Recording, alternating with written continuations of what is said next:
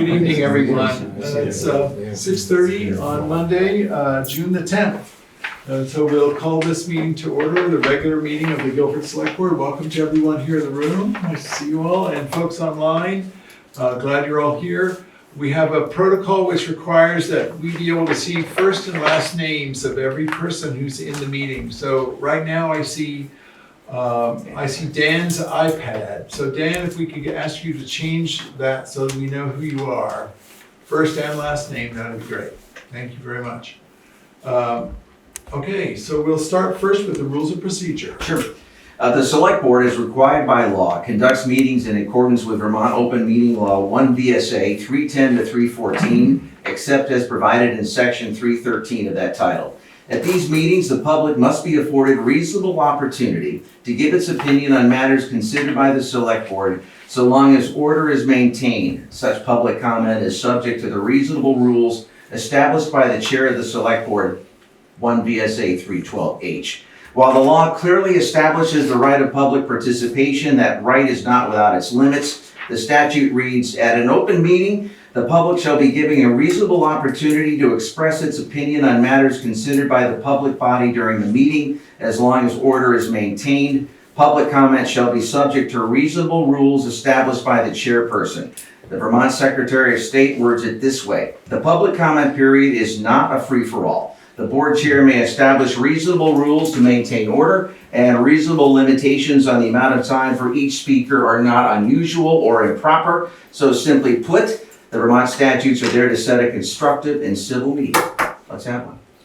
Thank you, Chuck. That was very kindly. All right, so we move ahead then to the changes to the agenda order, of which I think there are none this evening, and we'll move right into the community comment period. Brenda. Okay, well, we have a full house of community comments tonight, and we're going to start out with Don McLean. So Don, are you unmuted? Oh, hold on. Hang on, just a sec. You have to unmute me. Okay. Okay. So, wanted to remind people that at Broadbrook Community Center, there are 2 special events this weekend. The first is the opening of the next art show, which will run for 3 months, starting on Friday evening, the 14th. There is an opening event at 6:30 p.m., 6:30 to 8 p.m. on this Friday. The art show is titled "Our World in Words and Pictures" and features a bunch of poems by Guilford poets mounted on the walls, and paintings by various Guilford artists, including Aaron Kachuk, Leslie Mallowan, Rich Cianfone, Rachel Bocher, Paula Marks, Evelyn McLean, and Steve Sozinski, ranging from photographs to watercolors and oils. In addition, there will be poems displayed by Andy Burroughs, Veranda Porsche, Patty Carpenter, Jocelyn McIntyre, Richard Wazansky, Nicole Creamer, Marguerite Serkin, and Susan Bonthran. And I believe, since it's an art opening, there will be snacks. So you should all make sure to come to the Broadbrook Community Center at 6:30 p.m. this Friday. And continuing on to the rest of the weekend, Sunday is Father's Day, and that means the Broadbrook Range's 24th annual Father's Day brunch, served from 7 a.m. to 1 p.m. all you can eat, with Hal Kuhn's famous omelets made to order. The admission is $15 for adults, $12 for seniors, $5 for kids 2 to 12, and under 2 is free.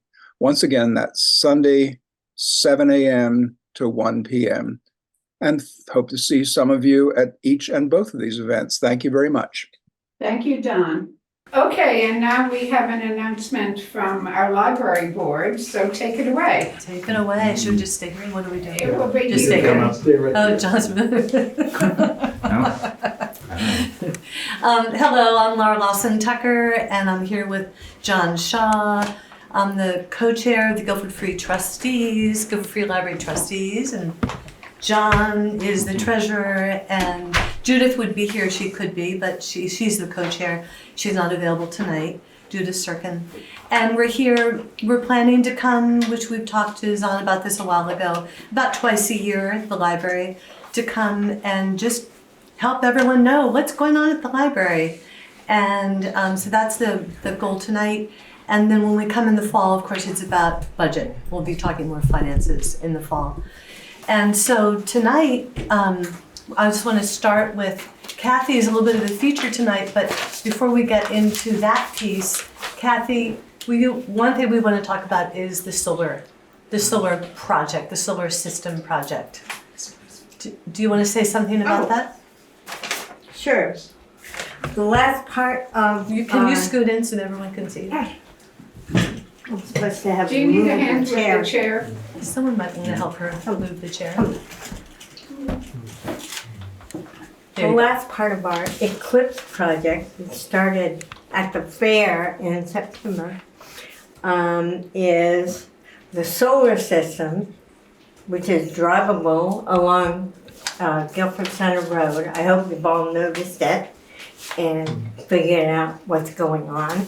And when you get to the library, you get to the sun. So the last part of that project is to create a flyer to explain what's going on.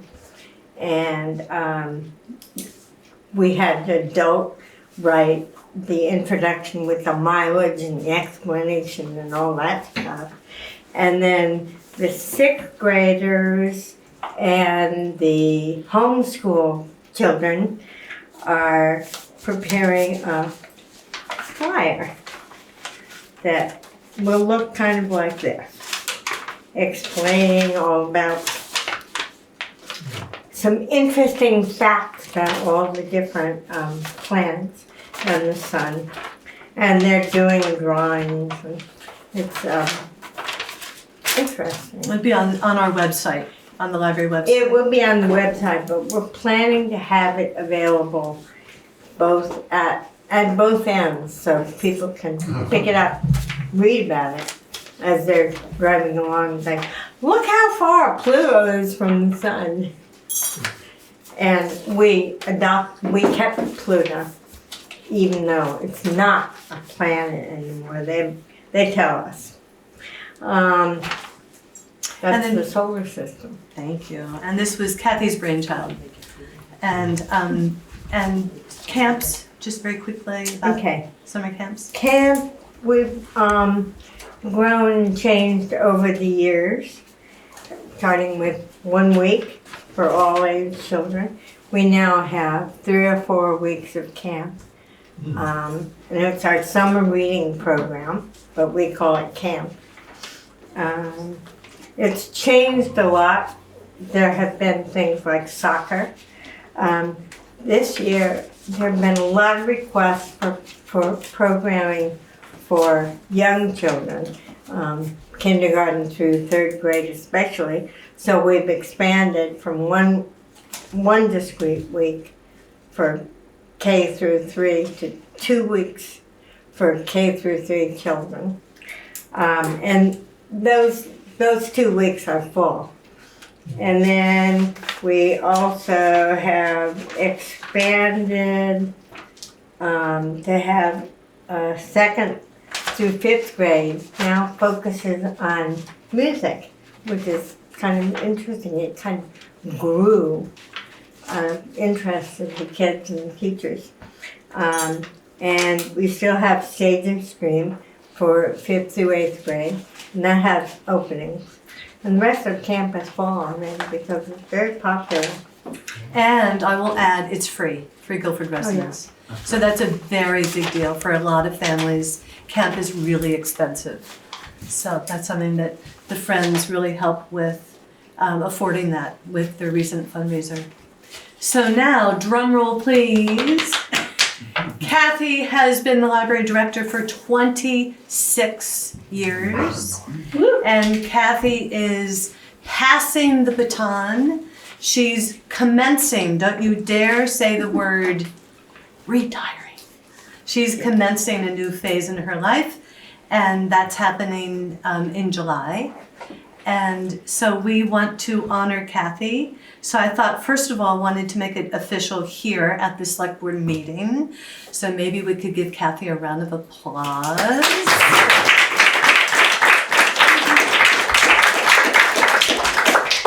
Kathy's brought a lot of creativity to the programming and opened up pathways to the school and many, many things. So Kathy has always told us that she loves strawberries.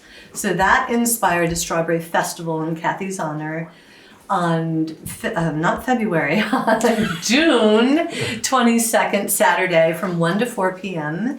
And the whole town is invited, and I hope a good number of people are coming. It will be at the library, outside, inside. Meeting House generously is allowing us to use their space. We'll have a tent in front of the Meeting House in case of rain. It's rain or shine. We ask folks to bring strawberries. Bring strawberries, or if you're inspired to make something with strawberries. And it's meant as a time to gather and celebrate Kathy and have a good time together with friends and neighbors. So please come, please come. Even if you can't bring strawberries. Even if you can't bring strawberries, thank you, yes, yes. And now, I'm gonna pass it to John, who's talking about future. Yeah, so I get the privilege of announcing that, so we had a hiring committee that worked with Erica over the last few months, and we've reached the end of the process, and we are hiring our new library director, Amber Hunt. And so I'd like to announce that to everybody. We're really excited. This is a huge change for the library. Obviously, Kathy's been there a long time, and but Kathy gave us some warning, and so we were able to prepare and did a lot of work over the last year or so, and I think we're just really excited with the outcome here. And I just want to say, Amber brings a wealth of experience in library administration and information technology, which is really important these days, and community service. And she is a Guilford resident, so you might recognize her name.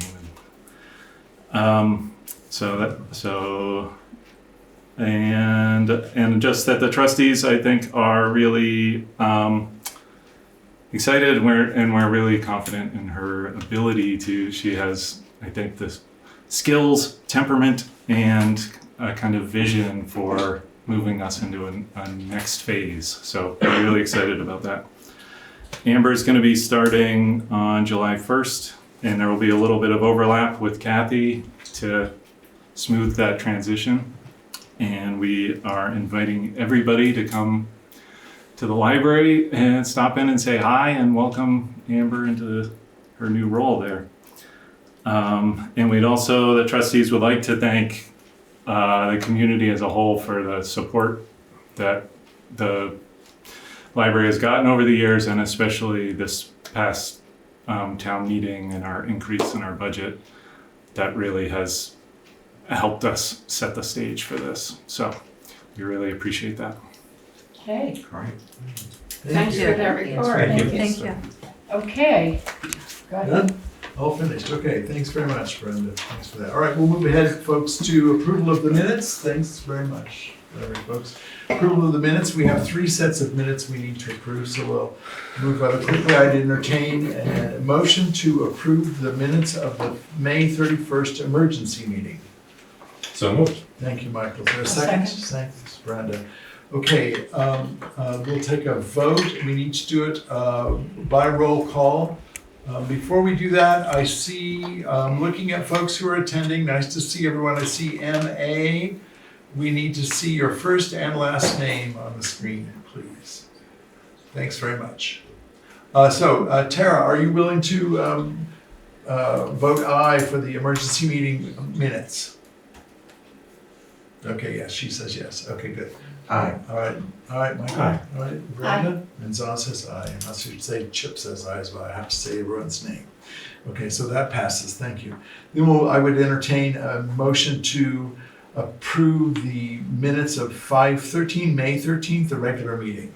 Is there a motion? I shall. All right, thanks, Brenda. Is there a second? I'll second that. Thanks, Chip. All right, so we'll go around again. So Tara, are you willing to say aye to that? Good, thanks very kindly. All right, Chip? Aye. Yeah, got it. I think Thanks. thanks, Ron. Okay, Chip? Aye. Yeah, Michael. Aye. Oh, Brenda. Aye. Zon says aye. All right, thanks very much. Now, one more set, and that's we had a special meeting on May the 6th. We need a motion to approve those minutes. I'll make that motion. Thanks, Chip. Is there a second? Sure. Veranda, thank you. All right, Tara, are you willing to approve those minutes? Yes, aye. Thanks, Chip. Aye. Michael? Aye. Veranda? Aye. Zon says aye. Okay, thanks very much. Those are all approved.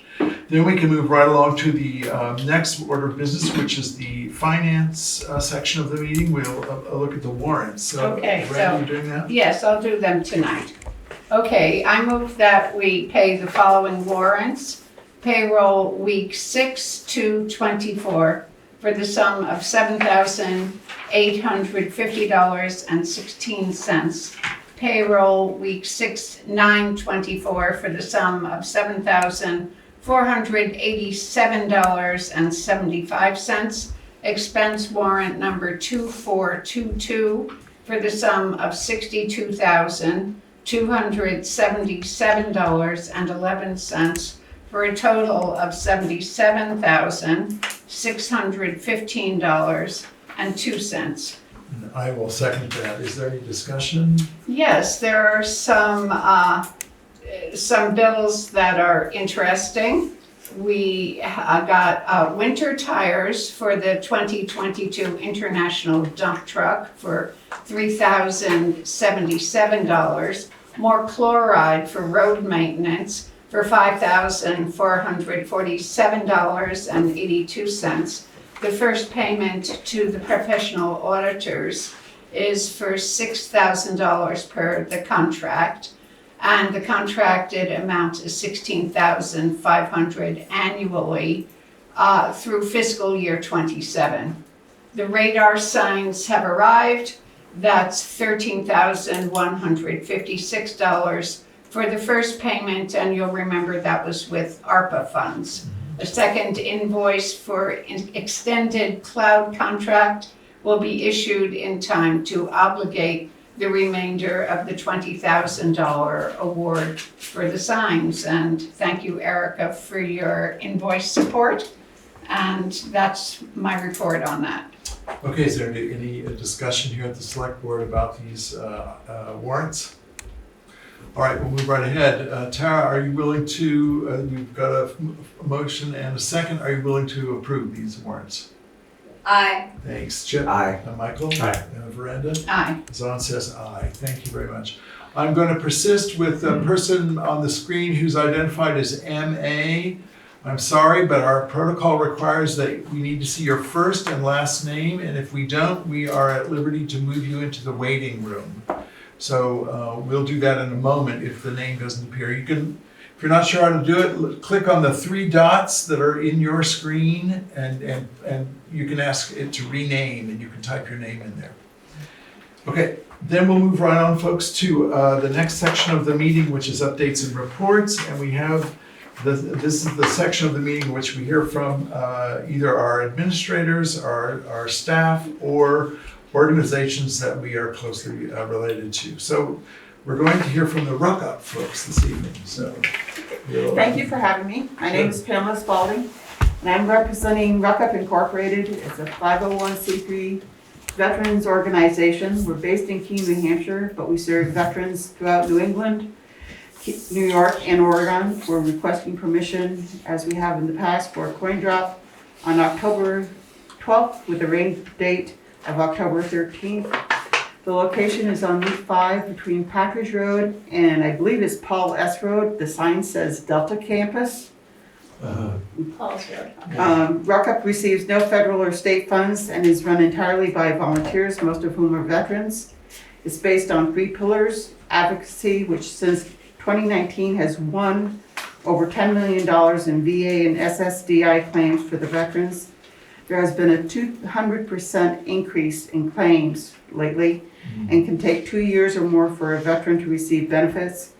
It can take 6 or 7 years for an appeal. Currently, there is 1 veteran service officer helping the veterans who come to Ruck-Up for assistance. Counseling is provided in one-to-one and group sessions at no cost to the veteran and no limit to the number of sessions. This accounts for almost 3,000 hours of service in a year's time, with 1 counselor until recently. Our outreach program from January to June of this year has already given out $20,528.08 used to keep and maintain veterans and their families in housing, compared to $16,023 during that same period in 2023. In 2018, that amount was $5,200, and it grew to over $13,205 in 2019. And the food bank gives out more than 2.9 tons of food and clothing yearly. Since 2011, Ruck-Up has sent a team of walkers to the American Foundation for Suicide Prevention's Walk Out of the Darkness. It is hoped that with this year's donations, Ruck-Up walkers will have raised $1 million for this organization. And it's an 18-mile walk. This year it's in Boston. Once we get approval from the town, we get a certificate of liability from our insurance. Then I go to the state police and get their signature, and then that form goes to the Department of Transportation before it is finally approved to hold this coin drop. We also get permission from a local business so that we can use their facilities and find parking for our vehicles. Thank you. Thanks very much. All right, Any so- questions? Yeah, it was Can you nice. tell me the date one more time? October 12th, and with a rain date of October 13th. Perfect, thank you. All right, are there any questions here? Select board? I don't have a question, I just wanted to thank you for coming, and I hope that the bill that was just passed, I just heard about it on the radio to increase benefits for veterans. I hope that this will start providing soon. So do I. So, just to say it once again, as Sandy pointed out, that this, in Guilford, we're one of several towns where they do this work, but in Guilford, because they do it on a state highway, we're only a part of a process that you have to go through in order to get permission. So, I would entertain a motion that we will support this project for October 12th with a rain date of the 13th, and let them move ahead with the rest of their project. So I'll second. Thanks, Tara. Second. Thank you. All right, is there any discussion here at the select board on that? Okay. Is there any discussion in the community about this? Anybody have anything you'd like to offer? All right, seeing none, we will move ahead. I will make a roll call. Tara? Aye. Aye. Chip. All right, Michael? Aye. Brandon? Hi. Zon says aye. All right, thanks Then very the much. only thing I need from the town is a letter stating that you've approved it, and I've already given a stamped self-addressed Yes, thank you envelope. for that. And I thank you very much. We really appreciate it. Thank you. Thanks. President All Numbers. right, Thank you so much. And we'll remind people when it gets closer, we have this community comment time, and when it gets closer in October, we'll make sure that somebody makes that announcement. Beautiful. Thank you so much. Thank you. Could I suggest that, do you have, I know last year you had some of those things. There's a flyer right Maybe here. we could leave them at the town. I So have- can you leave some at the, in the office there? Okay. I'll grab them. If I could. All right, so let's move ahead then to Erica, Town Administrator report. Sure, okay, hi everyone. It's been a little while since I gave a report. Thank you so much. Mix-up meetings in the last few weeks, but I'm gonna just go right into it.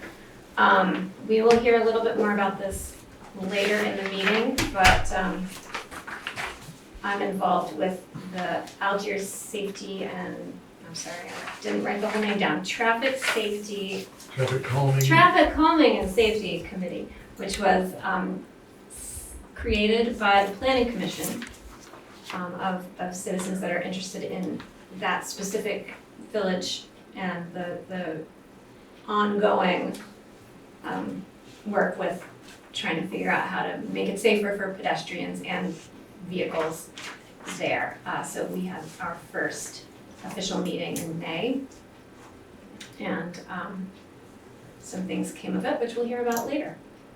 I also was involved in the first Wyndham County Sheriff's Office Contract Committee meeting, which will we hear about that? No, this is the update for that. So we had our first meeting, that wonderful committee of 7 citizens and 2 select board members, Chip and Tara, but Tara will come to the next one. And we had a really good and thoughtful discussion, and many questions were asked. At our next meeting, which is tomorrow, here at the town office at 6:30, Sheriff Mark Anderson will appear to answer questions the committee had and talk some more about all that. And we've also got a survey for the community to answer questions about what their priorities for law enforcement in Guilford might be. And it's on the front page of guilfordpt.gov website. It's 5 quick questions. You can add as many comments as you like, and just any amount of answers to those questions would be very helpful if you haven't done that already.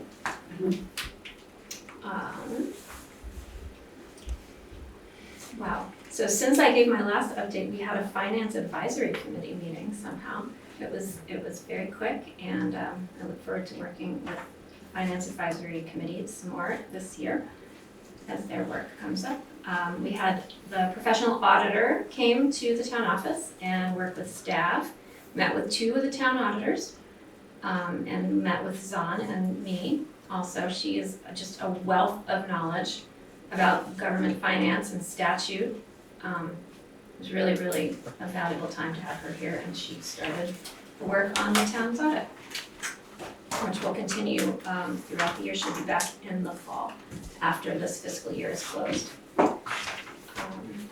Another exciting update I have is that our radar signs have arrived. And we'll talk about that a little bit later in this meeting too. We have 4 new radar speed signs thanks to some ARPA funds.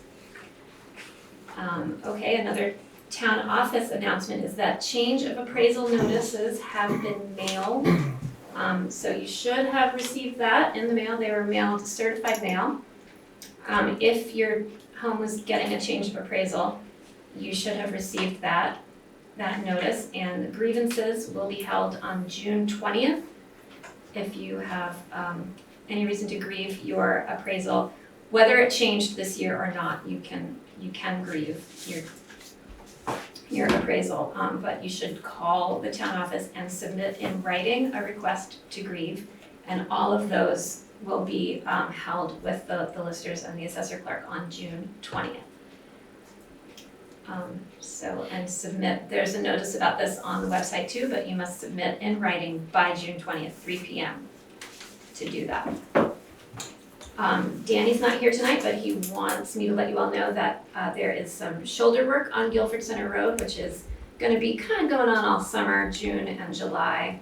You might see them there on the side of the road on Guilford Center Road between Fitch and Weatherhead Hollow, I believe he said. So drive carefully and plan for delays if possible. Excuse me, Erica, are they trying to create a shoulder there? I noticed that. I think they're just repairing damage. Okay, So, sorry due to interrupt. rain and stuff. No, thank you, that's a good question. Okay, so the next meeting of the Sheriff's Contract Committee is tomorrow night at 6:30 on Zoom or at the town office. Sorry. And speaking of the Wyndham County Sheriff's Office, I have a communication from them that is for the whole select board, and it's that the Sheriff's Office has invited the select board to join an upcoming regional policing meeting, and that is on June 21st. 21st. at their office on Old Ferry Road, so Chip is planning on going, Yeah, and I'm planning on going. So, super good. yeah, so that's my update for now. All right, thank you very much. Anybody have questions for Erica? Sounds like a busy time. One comment, there is also, if you wanted to set up an appointment to grieve, give us a call so that we can get you in on an appointment. Right. Say that again, please. If you'd like an appointment to grieve your assessment, give a call to the town office. That's 254-6857, and they'll make you an appointment. You need an appointment to do that. Right. I think that Tammy had a question. Oh, so Tammy? Hi, my question was about the agenda for the traffic safety calming group, whatever it's called. Where do the agendas get posted for that? I didn't find it on the town website. Is that something that could get posted on the town website as well as Front Porch Forum and all the places you do the select board meeting agendas? Yes. Because there was Yes. no agenda for the last one and I don't want to miss the next one. Okay, no, it was posted for sure, and it's posted in That's why I'm wondering where it was posted, 3 because locations. it wasn't on It's it. probably under the planning commission agendas. Yeah, it's not there. It's not there. Nope. Okay, well, I'll check into that, Tammy, thank you. All right, this evening then we'll move ahead to a treasurer report. We're here, I have Ellie here this evening. She's going to plan on coming 3 or 4 times a year to bring us up to speed about some things. So, Ellie. Thank you, Zan. So I'm just going to kind of give you a little progress report in terms of what I've been doing. As Erica noted, Bonnie was here, our professional auditor, and Bonnie met with myself and Erica and Zan and the town auditors, Kathy and Paul. And all of us seemed to have a positive experience with her, and I was really happy to hear that. In terms of my work with Bonnie, I had to provide her with numerous reports, general ledger reports.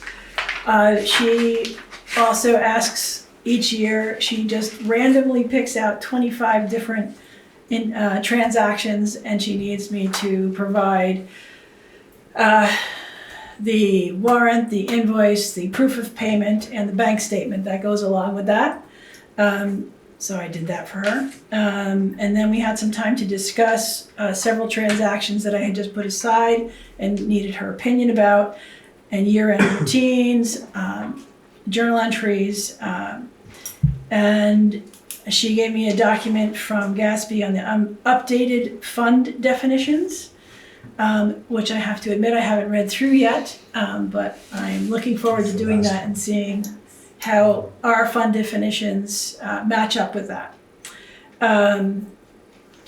My prep for the work was just to review the general ledger and how things were posted, to see if there was any irregularities that I noticed, any errors. And since then, I've been just trying to organize the fiscal year end. Making sure things that need to get posted in fiscal year 24 do so, and what needs to be moved to 25, make sure that happens. Continuing to review general ledgers. I've got Penny Muzzy, from Nemrick coming to assist me with year-end closing of the books and making sure we get all the reports that need to be printed, some of them on specific days in June, so that we can hand off reports to Bonnie. And then Bonnie left me a full page of things that I need to do before she returns. So I'll be doing that. Some other things that I've been working on.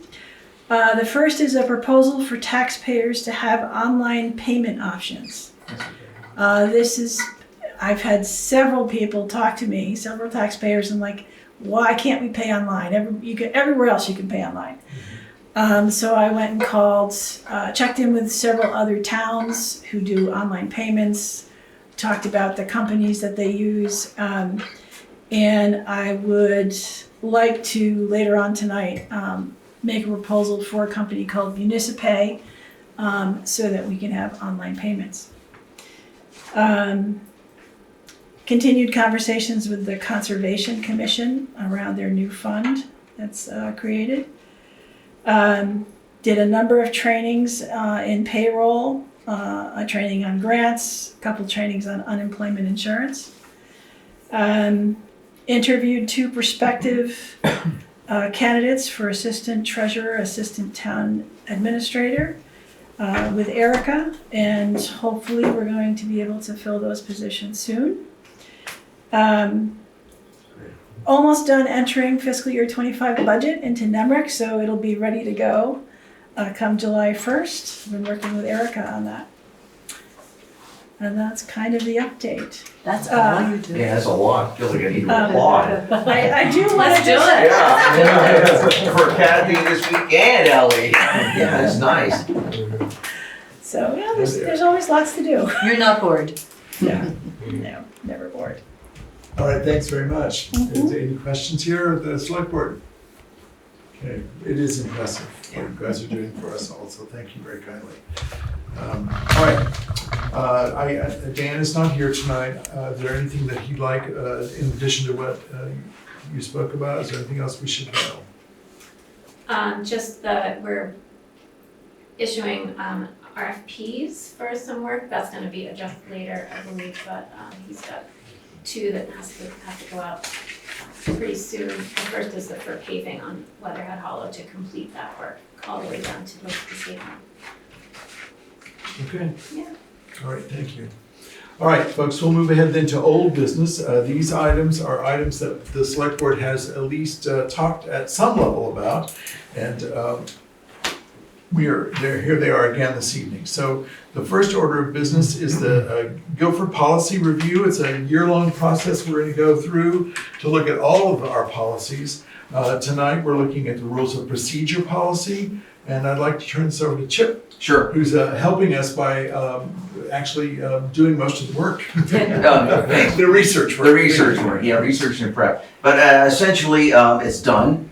And I sent out copies of it. I want to thank Miranda for cleaning up some of the typos, a lot of it. But as I mentioned, it's a compilation of some of the comments and feedback that we got from our 5/13 select board meeting. It's also a combination of the 2023 Guilford policy as well, which just really needed an update. It's not a rewrite. And I just kind of want to make that distinction. It's important. It's not a rewrite. It's an update. There were just some added provisions and passages that needed to be there after the 2024 VLCT model came out. So it's probably 90% based on that as well. But it's all set and ready to go. Okay, and we all, as select board members, we've all seen it. I sent it out for information-only distribution. Yep, we've got it. And so it's, I need to find out if we are comfortable approving the policy, as we read it, we're comfortable with it as becoming our policy.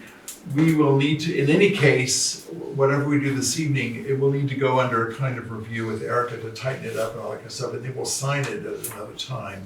But part of the reason is to discuss it this evening, Right. see where things need, if we need to make any adjustments or anything. Yeah. And then we'll finalize it for another time. So I would like to make a motion that we accept it as I've read it, and that we accept this and move forward. I'll second. Thank you, Michael. Is there any discussion at the select board? Yeah, I'd like to say that, Chip and I had some interesting back and forth about trying to, we work under statute. The statute is like the foundation and the roof, that we work in. The language of statutes is often sort of contorted, and yet we want our rules of procedure to be understandable by everybody. And so part of Chip's and my conversation was to try to serve both ends. And I don't think this is bedtime reading for anybody, like. Well, it could push you to sleep, but yeah. That's right, insomnia. And I wrote it, but But no, I mean, it's just one of those Right. constraints, you know, that I'm trying to be so aware of how we're serving. That's all. We find this in so many parts of our work. Yes. But it was a nice conversation. I think we found a good balance with it. Yeah, I too. think So it's so. nice, yeah. That's the benefit of having a wordsmith on the board. That's great. Okay, is there any comment in the community? Well, they haven't read it yet. Sheila? I just wondered, Sheila Morse, Melody Hill, I wondered if you could highlight a couple of whatever's new or what's different. Can you do Oh, that too? Yeah, I mean, some of them are, some just like, I had them actually all in bold, but, you know, like, for example, you know, there was no, provision in there that regarding the vice chair or chair, so we put one in that said the body may vote to remove the chair or vice chair at any time and elect a new chair or vice chair by majority vote. Present company not, anticipated on that, but, we did the, everything else, a lot of it, you know, in terms of agendas, minutes, meetings were basically mirror state law and were restricted by the VLCT to provide any kind of customized provisions or updates. Let me see, there was a couple of, you know, we're changing the, to give the residents a better amount of time. We're changing the public comment period from per agenda item to a beginning one that we had tonight for 10 minutes and then an end one for a minimum of 15 with 5 minutes per speaker, which can obviously be changed by a majority vote of the board. That's probably one of the big ones. And it really works, I think, effectively to really promote, I think, resident comments and opinions. Let me see, that's about it. You know, the public participation is no chat option on Zoom because that actually can be contemplated that we're under Robert's Rules of Order, meaning the public may only speak when recognized by the board. The chat function allows the public to make statements during the course of the meeting without being recognized and does not comply with open meeting law. You know, just things like that, you know, that are updates and provisions that really the VLCT was the model, and I think they were forward thinking and presenting most of the new ideas. Okay. All right, no other comment? Oh, there's, I yeah. just have one comment, Tammy Sargent, Creamery Road. It sounds like the new policy would not allow us to speak on each agenda item. And I feel like that's probably not a good idea. I think it is a good idea for the board to hear what other people in the public may feel about a topic that you're going to be voting on and making a decision on. I think that hearing someone's opinion after you've already voted on something is kind of a waste of time, and it could be beneficial to the board to make a decision based on something I've heard a lot of people in the public, Dolores being one with the quote on the painting and things. There's a lot of things that the public can bring to a topic that would be beneficial, I think. So to not I'll just allow make a quick that. comment Yeah, about go that. Tammy, I think that we're not putting it as a policy procedure, but one of the things that we've talked about on the board is that we're gonna, as we're doing already, generally, we're gonna try to stretch out our discussions and meeting times so that we don't hear an issue and vote on it at the same time. Okay. Same night. So we'll hear about issues, talk about them, and move the voting to another meeting. So there will be time for the public to Okay, comment. good. All right, so we'll move ahead. We have a motion and a second, so I need to take a roll call. I just I'm sorry? want to clarify. What we're going to do is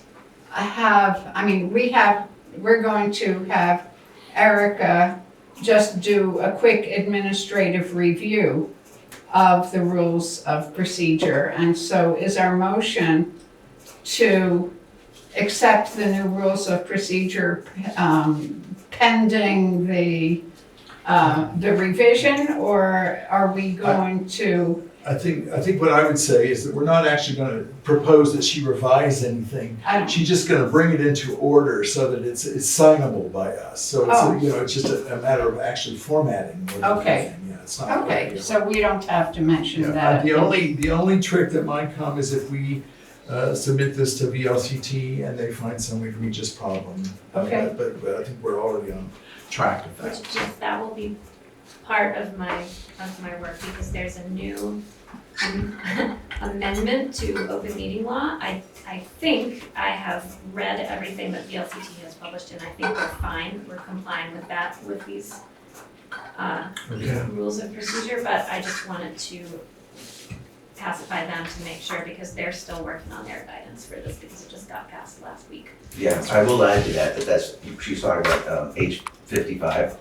And I wrote this in conjunction with Susan up at the VLC. Who knew what was coming. Yeah, who knew what was Yeah. coming. So they kind of had the foresight, and they just were, so those are already been built in as well. Yes. Okay, just won't Okay. hurt for us to get a final approval check-in. Okay, well, you can go ahead then with your proposal. I now see what's going on.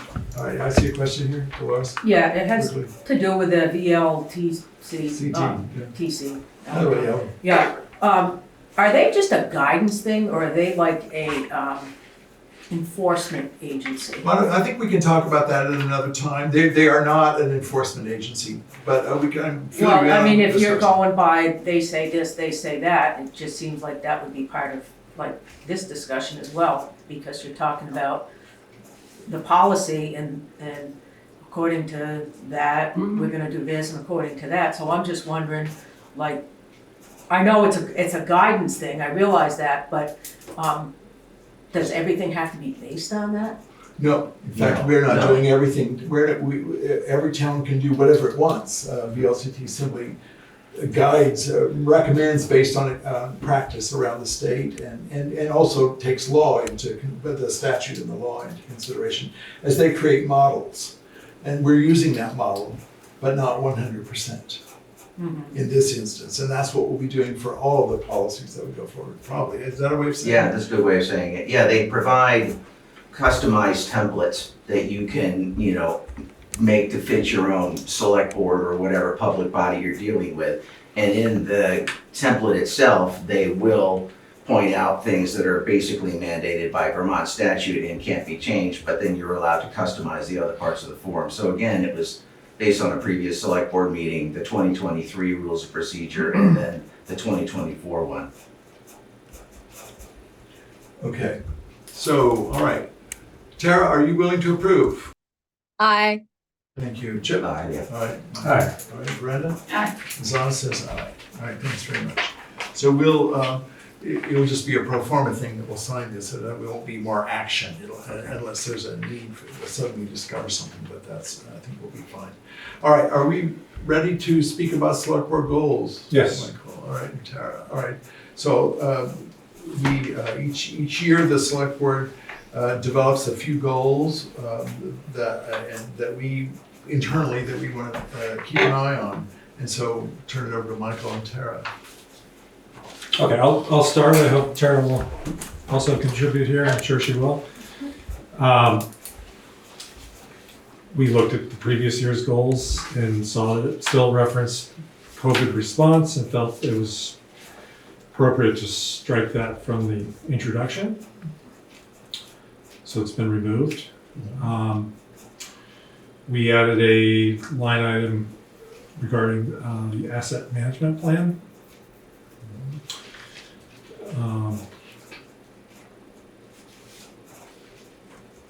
And then we also added some language about the Wyndham County Sheriff's Office contracts and just preparing for that and working with that organization. Okay. There's mention now of preparedness for natural disaster emergency response under the public safety section. And Tara, what else have you got? Under the number 2, which is the select board is curious, open, transparent, and communicates clearly, we added that we're updating outdated policies and procedures. We already had simplify and clarify language into layman's terms whenever possible. Under number 3, when the select board works closely with town commissions, committees, etc., we added, we want to research and be open to input from the community regarding grant opportunities. I added something, and I don't know, I'm looking at my red writing, and I don't know if it was combined. Because this is something that I want to do, but I don't know if it should actually be on the goals. The select board implements, this is number 4, and monitors the Guilford capital plan, continuing to update the public. I added research and assess budget needs and where we may be able to make adjustments to lower taxes for the townspeople. So I would like to delve into if we can make any potential cuts to lower taxes. And we might not all agree on that. Well, I will say that we don't have the capacity to lower taxes in a given year, but we can make adjustments for the following year in order to attempt to lower taxes. Is that the intent you mean? Yeah, going forward. Yeah, okay. I think I'll take just a minute and read all 4 of the goals as you have them here in the paper, just so we can, the public can hear them.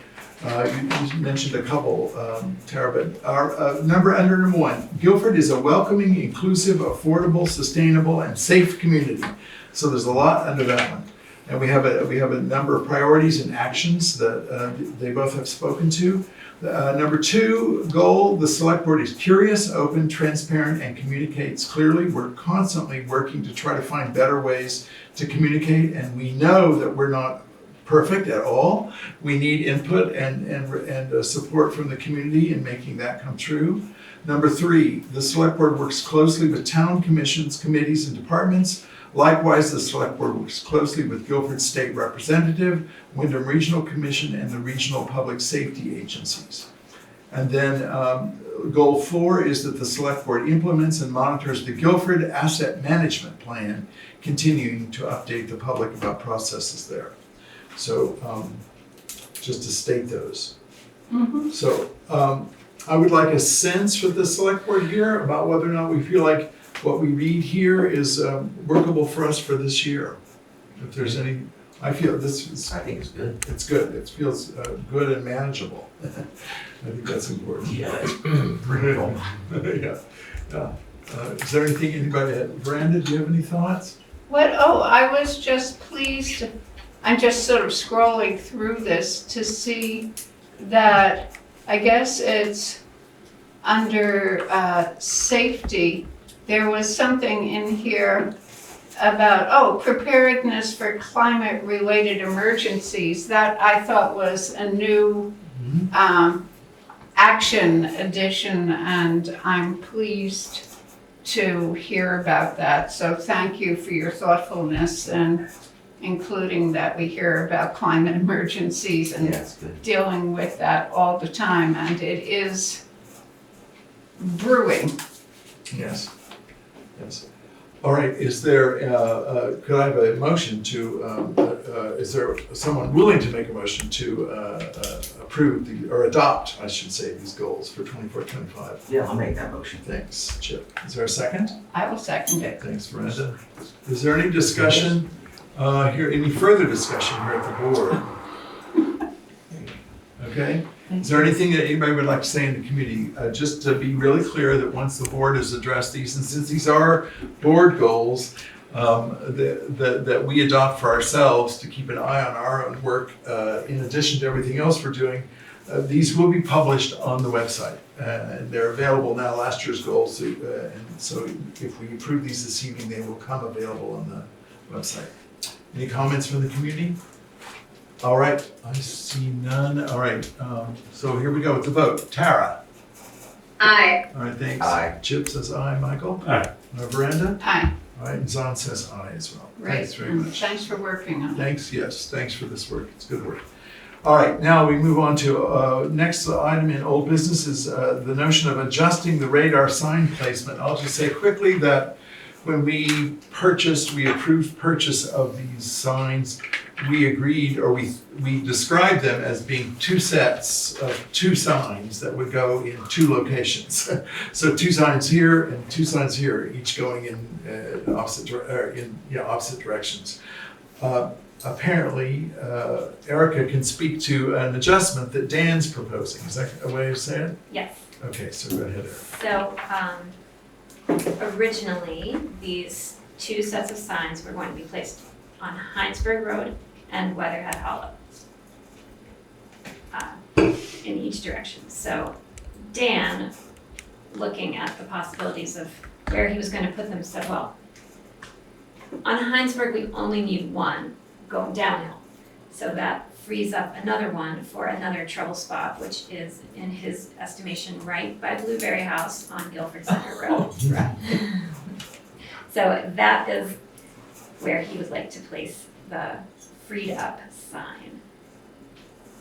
So that means that the original plan for the kind of the Weatherhead Hollow signs would stay the same as their Yes, plan. Weatherhead Hollow, no plan to change, but Okay, but then take one of the Heinsberg, Yes. original Heinsberg signs. because and put it nobody's up gonna be speeding Up the hill. up the hill, only down. Wow. I like that kind of thinking. And he additionally was thinking maybe that one of the two Heinsberg ones could be made into one that can move around. That's right. Because they're just put on posts, so he's willing to consider that. That's interesting. Yeah.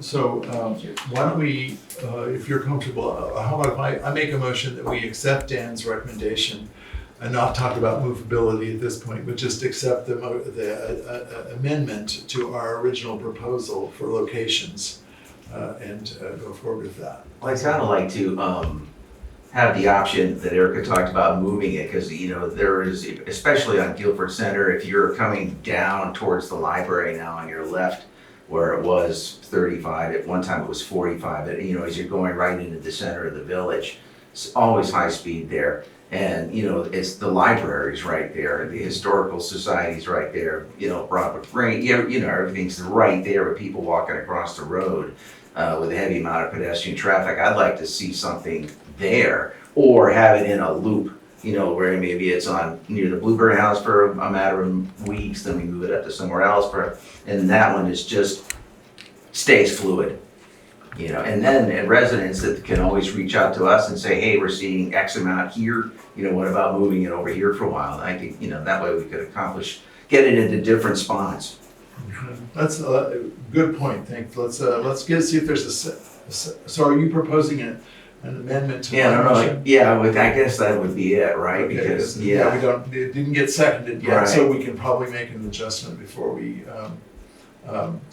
okay, I'm comfortable with that, so I will I'll change my motion to be that we will accept Dan's amendment to the placement and approve or authorize him to make a motion as he adjustments as he sees fit for further locations. Yeah, How's that sound? that'd be great, especially Okay, we can I'll always reach second out that. to them as well, too, so. All right, second, all right. I'd like to say something. Yeah, here we go. So that if we have 4, I think that the Blueberry House, one should always be there because there's humans crossing the road all the time. So maybe we should, that should be a stationary one. So maybe the one, in front of the farm where the wildlife is, maybe we should not have that one there and have like a mobile. Okay, well, so I think great. I mean, I would suggest that I would propose that we've made a motion that would allow for just that kind of thing, that we can talk with Dan further and there's flexibility in this, and that we can talk with him and have him make the decisions. I think that's probably the way to go. Yeah, that's I'd suggest something good. Yeah, and Tara, in keeping with what you're saying, outside of this motion and the speed cards, seasonal traffic at Blueberry House might be something that will come up for another kind of discussion just about safety. Good idea. Right.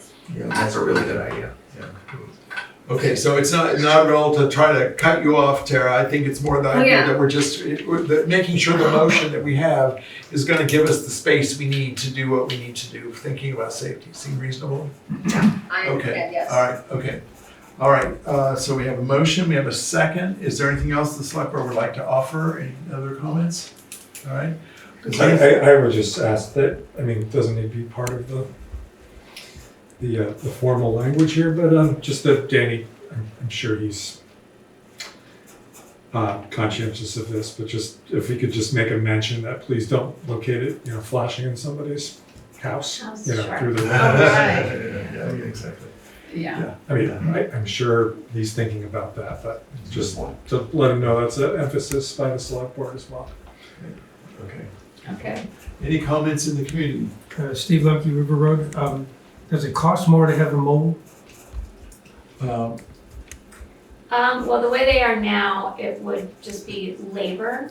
They're on speed limit signposts. Yeah. And so somebody would have to pull one out and move it, or we could just have posts placed with speed limit signs on them. But two of them are new, right? So two of them could be mobile. No, all four Four are of them are new. Okay. Four of the signs So are new. actually, my point is this, is that the mobility thing, I've seen them as mobile and I've seen them as stationary. They don't take up a lot more room if they're mobile. So the minute you put them stationary, then they're stationary. In February in front of the Blueberry House might be a waste of time. Right. So I would suggest maybe you think about making more than one mobile. You don't necessarily have to vote on it now, but maybe the placement can be there as starters, but not whether they're mobile or stationary for good until you get a sense of things. Okay, I think that we still are. I think we're that- still I on the think same that's page. Danny's thought too, Okay. yeah. Good, all right, thanks. Should the placement have maybe something to do with the sheriff's department coming in and their a little bit of feedback there, or does that have nothing to do with anything? That's not in existence yet, so probably that committee hasn't made their decisions yet, so probably it'll come, I don't know. not. It might be a good point for the next time the discussion comes up. I'll tell you what, I'll bring it up tomorrow at the Bring meeting. it up tomorrow at Yeah, the meeting. I will. It's at 6:30. Good, great. Okay, so, let's see, any other comments? All right, we have a motion and a second to, about that Algiers, adjust the radar sign placement. I can't read my own agenda back here. Okay, so Tara, are you willing? Aye. All right, Chip? Aye. All right, Michael? Miranda? Aye. Zon says aye. Okay, thanks very much. Who's my seconder? That was Miranda. All right, and now we're gonna look at, we're moving into new business, folks. So this is the first time that we're gonna hear about these things tonight. And just to be really clear, we're still using our old method of procedure. So there will be a ability to comment on each one of these items as they come along. We're not gonna we're not trying to exclude anyone's comments here this evening. In case we take action, it's possible we'll take action. All right, so the first one is the Algiers traffic calming. It's a grant application. What we would look for here is just the potential possibility that we could authorize the staff to proceed with what the various steps of a grant application are. Not that we would necessarily be making the grant application just yet, because we have to approve that for a specific amount at another Right. later meeting, right? Yes. But there are steps to get us ready to get to the point of being able to do that. And in order to do that, the select board needs to authorize our staff to work in that along those lines and prepare us for that next opportunity. But Erica. So the first step would be to applying for this grant. The deadline is June 14th, so it's coming up. If you all remember, we had this on the agenda for a previous meeting, but we didn't get to it. So here we are requesting permission to apply for this grant. It is called the V-Trans grant. It's a bicycle and pedestrian grant. And these grants can offer funding for different kinds of things, and the one that's been recommended to us multiple times by V-Trans and by Wyndham Regional Commission is one for a scoping study for Algiers Village to say what kind of projects are feasible for traffic calming and pedestrian safety. So a scoping study generally runs between $40,000 and $60,000. This grant is for 80% of that amount. The town's match would be 20%. They're announced in the fall, which means that there is the potential to budget for the match. Possibly. It might come due before the next fiscal year. That's unknown right now, but it would be about $10,000 would be the match for that. And as long as I have been here, I've heard about the long process that everyone has gone through trying to get traffic calm and calming anything happening in Algiers Village by the Guilford store. And V-Trans has recommended that we apply for one of these grants at least 2 years in a row. And this is the first opportunity to do such a thing, so.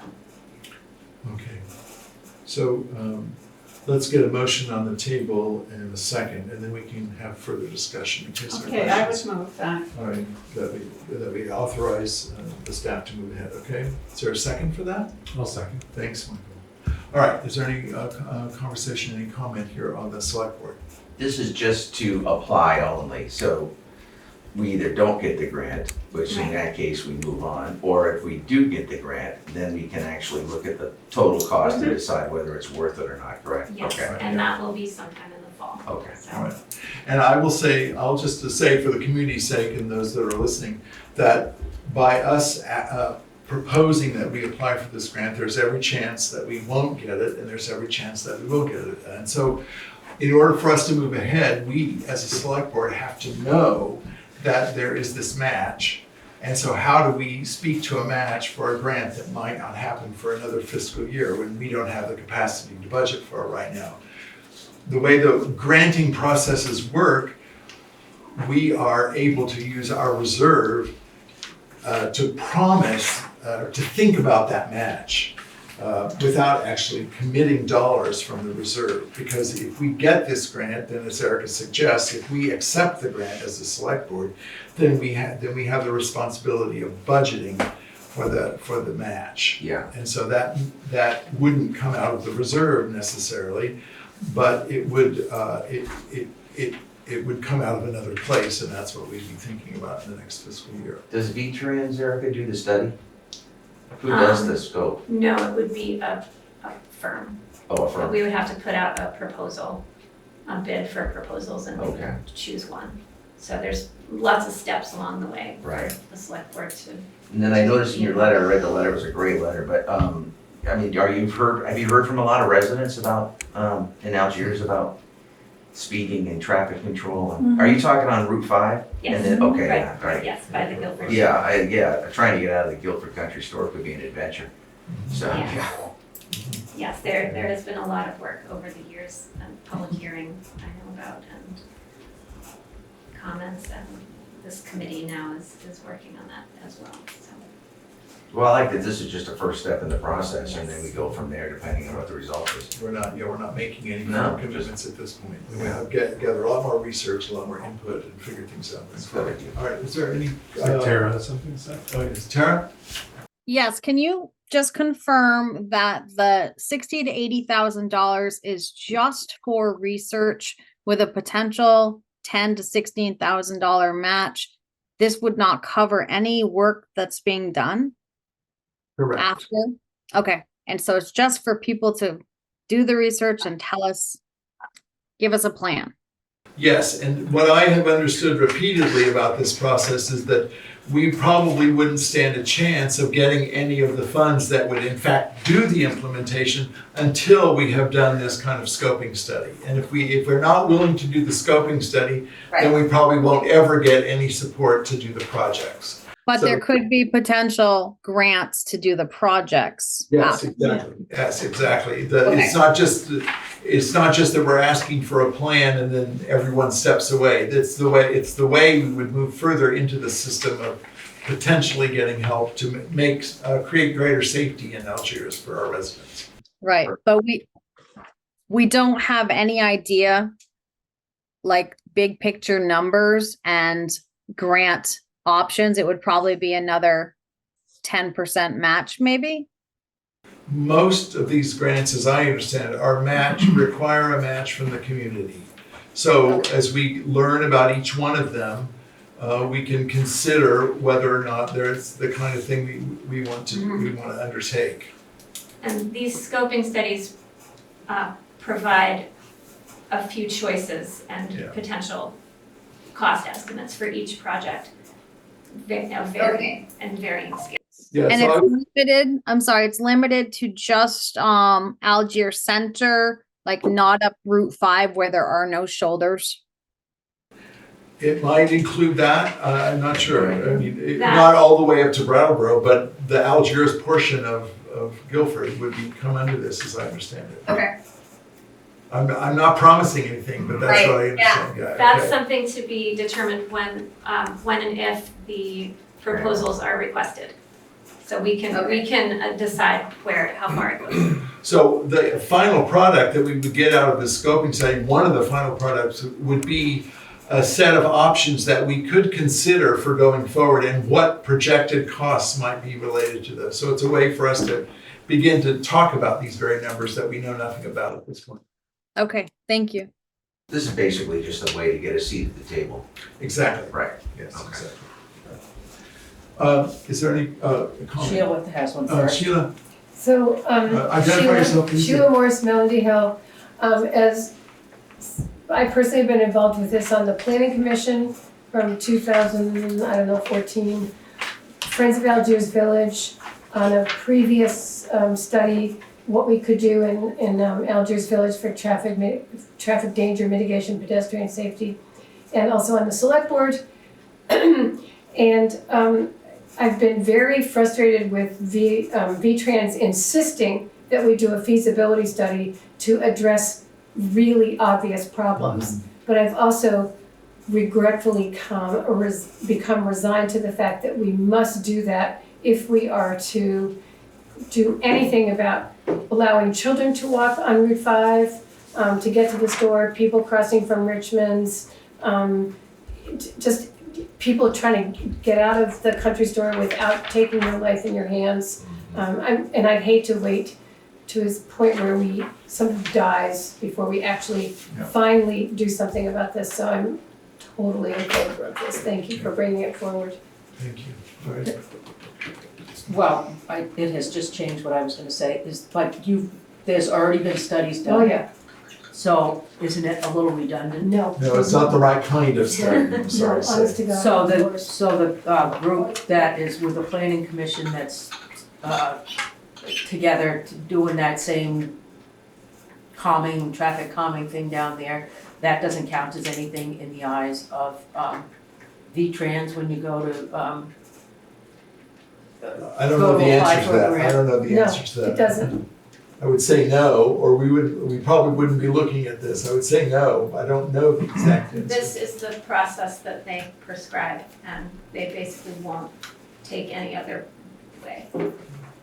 And again, I think the point here is not that we're trying to convince anybody that there are problems. I mean, I'm sure they even can say it, but that what they say is, if you want state money to work in this, here's what you have to do. Here's the process by which you're going to start to get into the grant monies that will come into the community. Otherwise, we can't help you. It's a kind of insurance building program that we're creating with the state here. And you know, we can't just talk to them about how it's so bad. They don't really want to listen to us, but they will understand a feasibility study. It's the mechanism by which they work. Steve Lemke wrote, if you voted for this, then you get to see what your options are. The thing you do know definitively Yes. is if you vote against it, you have no options. Correct. So just to move forward, you vote yes to proceed, and then you debate all these other things that everybody's talking about now. But without voting to proceed, you might as well just shut the lights off. That's right. Yeah, that's a good way of saying it. Yes, it would be very tempting just to get some paint and paint, crosswalks, but we don't get to do that, and it's especially egregious with like a state highway, Yeah, that's We don't own it. Yeah, that's really where the rubber meets the The road. road. Yeah, is the fact that we have a state highway running through Algiers. And we that's- can't get there from Yeah, here. exactly. So, all right, let's take a vote on the motion to authorize, or to, what are we doing? We're authorizing the staff to proceed with this application. So Tara, are you in favor? Aye. Thanks, Jim. Aye. All right, Michael? Aye. Brenda? Aye. Zon says aye. Thanks very much, folks. It's tricky and complicated, but I think it's really important to say that we're not committing to anything. In fact, we may not even be able to commit to anything. Someone else is calling the shots here right now. All right, now we're going to turn to Ellie and talk about this. It's a detail that we need to take care of, but the select board needs to authorize this. And that's the auditor has recommended that we transfer certain delinquent tax collector funds to the general account. There's a whole background behind this. We won't maybe explain everything, but Ellie, can you bring us a little bit up to speed about this? Well, Sure. First, I'm gonna get a motion on the floor and then in a second, and then Okay. we'll discuss, all right? Is there someone willing to move that we should take this action? We need to, it's just a bookkeeping action. So I'll make that All motion. right, thanks, Jim. Is there a second? Sure. Brenda, okay. Ellie, could you speak for a second? Sure. So this was a recommendation for Bonnie because the select board previously had, and I had made the suggestion that the money that is being collected with the 8% penalty that is right now currently in a liability account, and it's called due to the delinquent tax collector. I'm not going to be paid that money as delinquent tax collector, and it's going to go into the general account. So it needs to be moved from the liability account, where we're going to keep it during the year, so we know how much money is accumulated in that account. And then we're going to in the month of July of the next year, take that money out of the liability account and put it into the 003 general revenue under delinquent tax penalty. But it's something, it gets done at the beginning of the year. So at the end, let's put years to this. So at the end of 2024, if it's in the liability account, it stays as a liability, and then gets moved into a revenue. If it gets moved, if it's in the revenue account, and we're trying to keep track of it to move it in for the next year for the assistant treasurer position, which is the conversation that's been had. It's just an accounting procedure that would help keep track of it and then identify it and put it forward in the coming fiscal year. Right. So that was Bonnie's suggestion, but she said that the select board should make a motion and approve that so it can happen on an annual basis.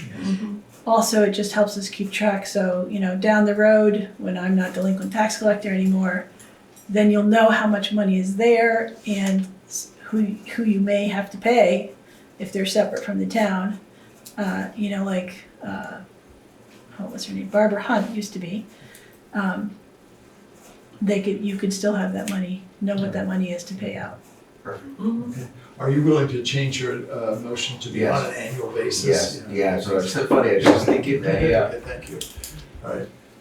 Is that understandable to you? Yeah, no, it's perfect. It sounds like it's complicated, and I understand it has something also to do by moving it out of the liability accounts. It puts it into a space that actually makes it more advantageous for us when we're looking at monies that will be moved into the reserve and so forth like that to make sure that things are in the right order. Yes. Yes. Yeah. And I want Putting it in the 003 makes it available for you to spend it, Exactly. as opposed to keeping it in the liability account and having to owe it to someone. Yes. And this will happen before the end of the fiscal year. It'll happen in the beginning of the new fiscal year each So year. it's essentially an accounting adjustment is what Yes. it is. It's not an actual. It goes from a liability to a revenue to the town. Perfect. And I wanted to note that, that the delinquent tax, a percentage of the delinquent tax money is in effect Ellie's donation to the town because previous tax collectors were paid for the work that Ellie has chosen to do as an excellent public servant. And I just wanted to commend That's you nice. again for doing that. Well, I figure I get paid for 40 hours a week and And wouldn't it be nice if somebody else could, if you could work for that amount of time instead of, by having an assistant? Any other comments here at the select board? All right, are there any comments in the community? About this? All right, thank you for that good report, Ellie. All right, we'll take a vote then. Oh, Tara has a question. Yeah, so because Ellie is donating the delinquent taxes that it had been customarily kind of like unspoken, no rules or procedures here about how the tax collector took that money. How are we gonna address this going forward? Is it the select board's responsibility to determine now how we do it annually? And can we vote on that? I think what we're doing, you want to? I'm trying to understand what you're saying. Yeah, so you, There's a statute that says that you have to have the penalty go to a delinquent tax collector. could you say that again? I think there's a statute which refers to having the penalty go to a delinquent tax collector, especially if that delinquent tax collector is totally separate from the town. Okay, I'm here and appointed, and I feel like I get paid for the time that I put in, and I don't feel I need to have that penalty. okay. So I think it was my misunderstanding because Barbara was associated with the town, Sally Carpenter and Penny. So I just assumed that they were working for the town and a delinquent tax collector. I didn't realize they were separate. Maybe Barbara became separate. She was outside, I don't know if she was appointed or how that came about, but she did not work in the office. She worked at her house. She was responsible for her own hours. My memory of her doing this. And the money that was collected for the penalty went to Barbara to pay for her time in everything that she did to communicate with delinquent tax collectors. It's probably my mistake because Sally and Barbara were very close friends. So she was like always around there when I was young. So I just thought that Barbara was at the town office too. So that makes sense now. Thank you. And I think that's the way it was. That's what my impression was. Here we are now. Yep. Here we are now. Okay. So Tara, are you in favor of this adjustment? Aye. All right. Aye. Chip, aye. Michael? Aye. Brenda? Aye. Zon says aye. Thanks very much. All right, we'll move on to another proposal. And that's it's coming from Ellie again. And this is, we heard about it earlier about an online payment system. So can you describe to us how that might work and Sure. what you're proposing? So- First, I think in this case, let's hear it first and explain to us. Sure. So this is through a company called Municipay. And this, I'm just going to read you a little bit of their proposal. It's a customizable electronic payment processing solution. And actually their parent company is AutoAgent, designed specifically for the government, education, and utility industries by utilizing a service fee program Municipay allows government entities to offer to their citizens the convenience of making payment via credit card, debit card, and debit card while preventing the municipality from paying a processing fee associated with the card acceptance. And today, more than 24,000 municipalities use Municipay. And the way it works is there is a fee. So I'm going to start by saying the town does not have to pay a setup fee, a support fee, an annual fee, a monthly fee, or a termination fee. The fees, the way Municipay makes money is they have transaction fees which are passed on to the taxpayer who's paying the bill. And this is the way of the world lately. I mean, I think you can even go to Richmond's, and Richmond's is, you got to pay the fee if you're going to use a credit card. So they have a 2.75% fee if you use a credit card or a debit card. The minimum fee is $3. If you choose to do an online ACH payment, which is also called an e-check, there's a flat fee of $1.50.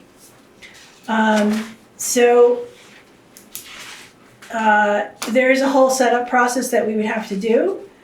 And I can certainly, one of the things I had to do was look at our taxes, because the main reason for me to do this is for people to be able to pay their taxes online.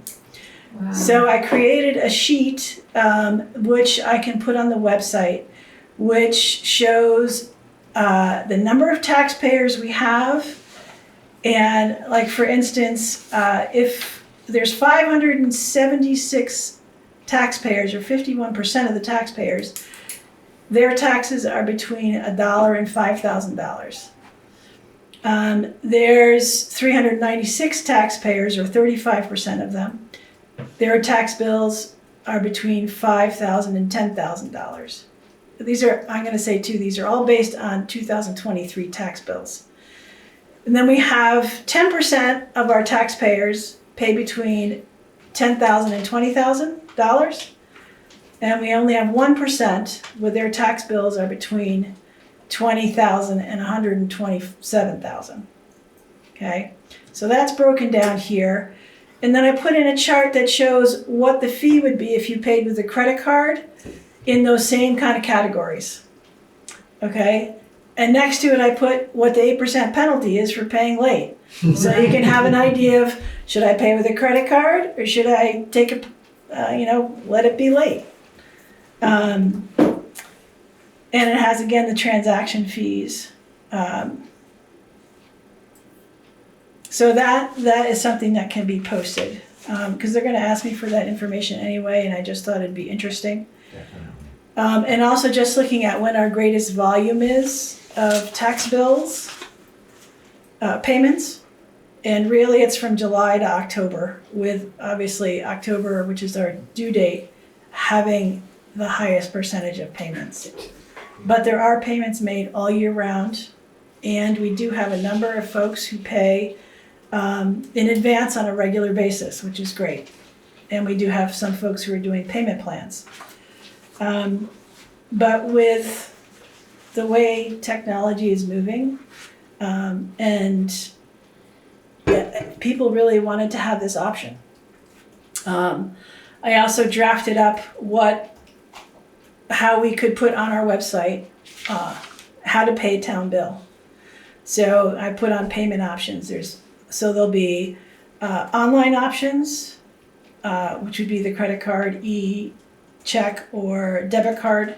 There would be paying at the town office, which would be the same, but we would also add, if you needed to pay and didn't have computer access, you could come here, sign onto our website here, and pay that way. Wow. So that would just mean that, we need to make sure that our search computer is available and a searcher's not on it. Pay by mail the same old way, postmarked as usual, is important. or paying from your own bank through, people can pay their bills online, and the bank actually sends us a check. So, I don't know if folks have questions. Well, let's get a motion on the table, but first I want to find out, do you recommend this? I do recommend it. I've talked to several towns. They like it. It takes a little bit to get used to, just in terms of the reporting, because they can send real-time receipts to the town office. But I could also get online and go in and print off reports that will help me do reconciliation. There is one other piece to this, again, that Bonnie, our auditor, recommended when I was talking to her about this, and that is that we actually set up a separate bank account. So we make sure all the transactions that are coming in can be reconciled more easily, and not going directly into our major general account, because there's a lot of transactions in that already. Okay. Well, thanks very much, Ellie. I'm going to make a motion that we ask Ellie to move ahead with this new online payment system and actually move it forward for Guilford. Would there be a second to that? A second. Thanks, Michael. All right, is there any discussion here at the select board? I have a question. Yeah. Do you think this would save staff time? Save staff time? Well, and, just in term, if people paid online, would that, save time of sort of meeting the public, Chatting for 5 minutes. It may. It might take a little bit more time in the beginning just to get used to the whole routine, and quite honestly, tax time is very busy here. Yeah. There may be a move from, doing 5 to 10 deposits a day, which take time, to maybe just finding a way to reconcile it through this program, which might be easier. I don't know. We'll have to see how it goes. But I think the positive thing would be for those folks who, for whatever reason, don't get into the office, don't like the mail because they can't trust it, they can do an online payment. Tara? Ellie, did you say an ACH, which means coming directly from your bank account, is only $1.50 flat rate? Yes. That's amazing. I think that it probably will save time, because I think there's so many people that do all of their banking online. I think it will definitely save time for the taxpayer, yeah. And it'll help with delinquent tax. It'll Yeah. lower the billing Yeah. taxes. Okay. Any other comments here at the select board? All right. Does anybody in the community have anything you'd like to say about this? It might not be about Hang on this. just a second, Dolores. Sorry. I need to recognize you. Thanks very much. I'm just checking to see if there's anybody up here. Okay, go ahead. I was just, because I know up the valley, there's a couple towns that do quarterly or biannual. Is there a reason why we just do it once a year? You can make payment, any citizen can make a payment plan anytime with the treasurer. Yeah, I don't know the significance of, I don't know the reason behind choosing once a year or quarterly, other than, Then you're only late once instead of 4 times a year. yeah. But I don't know who originally made that decision. If it was a vote of town meeting or, I have no idea. That was before me. Yeah. All right, any other comments? Any other questions? All right. Zon, can I just Sure. double up on your comment? There can be payments made any time of year, though, if you would like to. There's certainly folks that are anticipating an increase in taxes for this coming year, the 2024 taxes, and they don't want to pay, a big chunk of money at one time. So they've been, I've got folks that are doing $100 a month. I have folks that are paying me $500 a month in anticipation of whatever the tax bill is going to be. And of course, those folks who are delinquent are encouraged to make a plan to pay a minimum once a month. Yeah. So. All right. So we'll take the roll call now. Tara, are you in favor of this project? Yes, definitely. Aye. Yeah, Mike? Yeah, aye. Sorry, Chip. It's okay. Sorry, backwards, forwards. Michael? Chip? Hi. Aye. Brenda says aye, and so does Zahn. Okay. That is approved. Thanks very much for all that good work. And I love the idea that there are all these different reports that they can be available on the website for Okay. folks to see the sensibility of all this. Get on Good. All right, we'll move on to the next item on the agenda, which is to just update the community about the elected auditor process. And I just want to remind everyone that the select board will be selecting, our intention is to select an auditor, an elected auditor to join the team, the already fully quorumed team that exists. We'll do that at the next meeting, which is June 24th. We had originally, the select board had originally appointed me and Veranda as the task force for personal reasons and for other reasons related to applicants that are coming in. I need to step away from that responsibility. So tonight, Tara has agreed that she would be willing to step up, so we need to ratify that this evening as well. So we have 3 applicants for the position.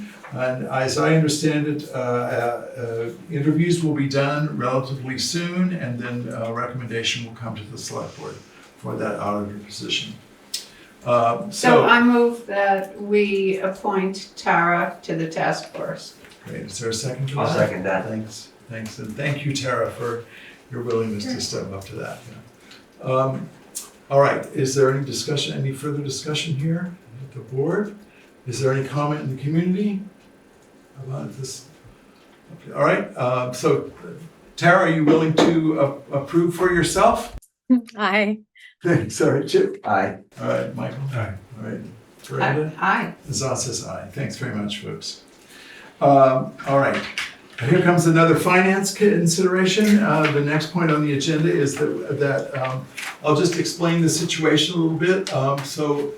The select board meets every 2 weeks, and in that we authorize payment for certain situations. However, there is very commonly a reason for Ellie as treasurer to write a check that's between times, where a check needs to go out sooner than it can be authorized. And so we'd like to straighten this up and just clarify that what we probably need to do is appoint one person from the select board that we'd authorize one person from the select board that Ellie could contact to get approval to write a check. And it would, that's just a provisional approval to make sure that we're on track with what Ellie's doing, and the approval would happen then at the next possible board meeting. That way it would allow the check to go out and with select board approval, because we've said that would be okay. But we would also ratify or authorize it at the next meeting. That would be the procedure. Is that right? Pretty good. All right.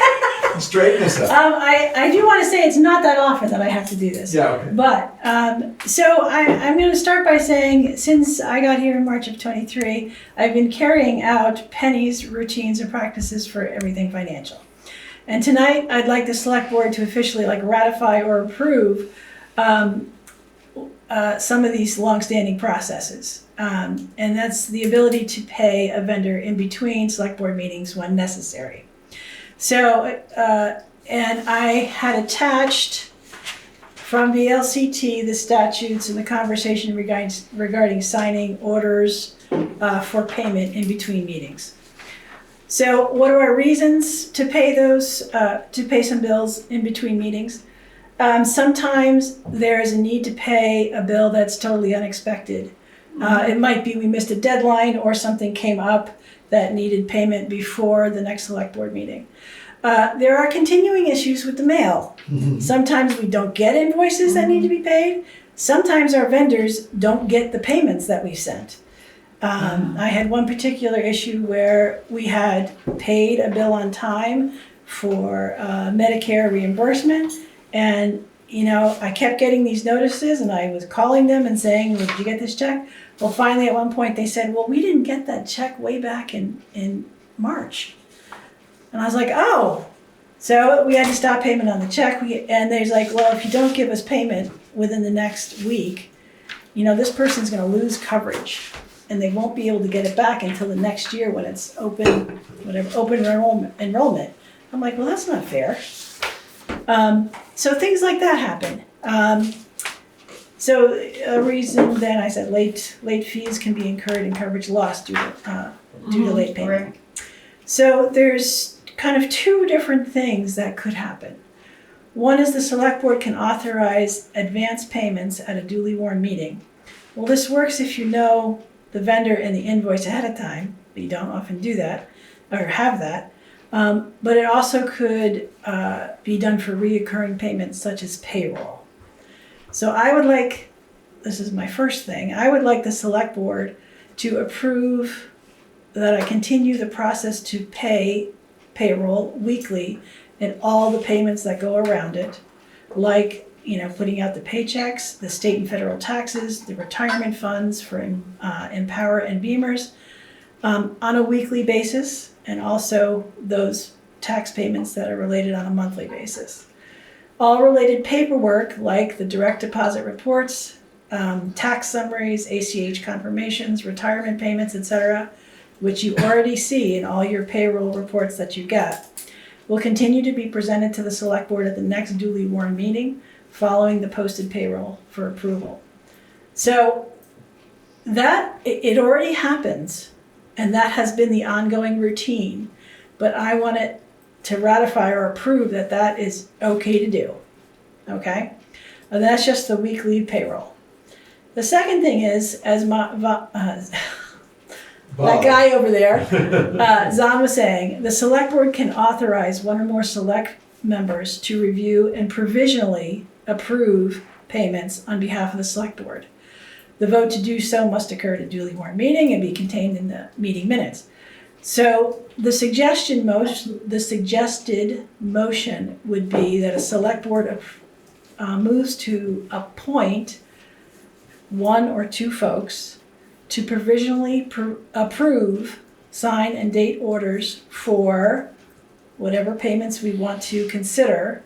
It could be payroll, it could be operating expenses, or any other necessary payments that cannot be withheld until the next select board meeting for X period of time, which I would say a year.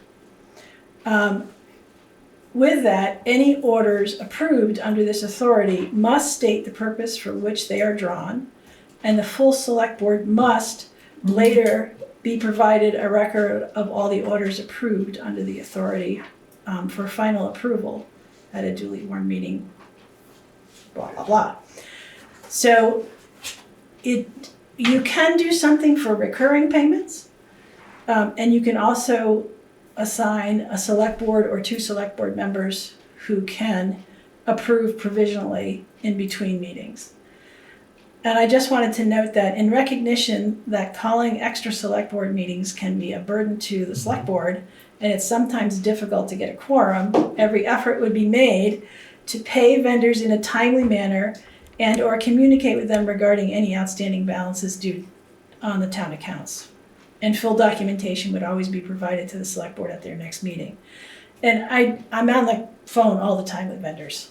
If I get a statement and there's a bill on there that I don't know or recognize, I'm calling them up and say, I don't have this. Give me, email me a copy so I can get it in the next warrant. Is that going to be enough time? So there's a lot of communication that goes back and forth. But again, it doesn't happen very often. But there's times when it happens, and I don't want someone to lose their medical coverage or something like that.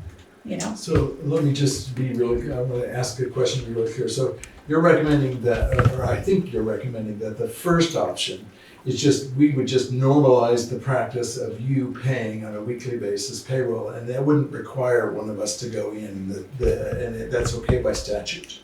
And that's okay to do. So we could just approve, we could set that up this evening and acknowledge that we're doing that, and then we would ratify it at the next meeting. And then a second motion would be to do the second option, which is in those cases where a payment that's not a payroll check, but needs to go out between things, that would require at least one select board member to be part of that process. And sign off on it. And, Yeah. And so, but then it does come to the next select board Yes. meeting as the warrants usually do. That makes And sense to me. so, just to clarify, we would need to, it couldn't just be a select board member No. would come, it has to be. It has to be an specific- appointed. Okay. Or All right, approved, rather. so if your folks are comfortable with all this explanation, I'd like to make a motion first that we ratify the practice that's already been in place for payroll and all the accompanying processes. And that's just a standard practice that we recognize and will be done, and we would review it at each board meeting. But that means that some actions would happen between board meetings that would allow you to send out checks. That sounds Yeah, good. okay. Nicely done on that, by the way. So is there a So you second for need a that? second. Yeah, I'll sec, oh, go Okay, ahead. two. No, you can say. Okay, Chip. yeah, sure. Chip. Okay. All right. Is there any discussion on that motion at the board? Sounds great. Yeah. Yeah, I think, okay, good. Anything in the community on that issue? All right, we'll take the roll call. Tara? Aye. Aye. Chip? Aye. Michael? Aye. Brandon? Aye. Zan says aye. All right, thanks very much. Now, the second portion of this would be that, so before we do it, we need to find out if there's a select board member who would be, before we can move it, we need to find out if there's a select board member willing to be contacted on this basis and stand in for the select board, at least at that motion. I don't know, I'd like to, but I've already spent, as Ellie can tell you, some time in her office already, going over things, so if there's, It's all a the great way to material. learn. It really is, to be honest with you, and I needed the education, so, All right. and I will say all the information that she sends out, prior to these meetings, I actually really go through line by line, so yeah, no, it's okay.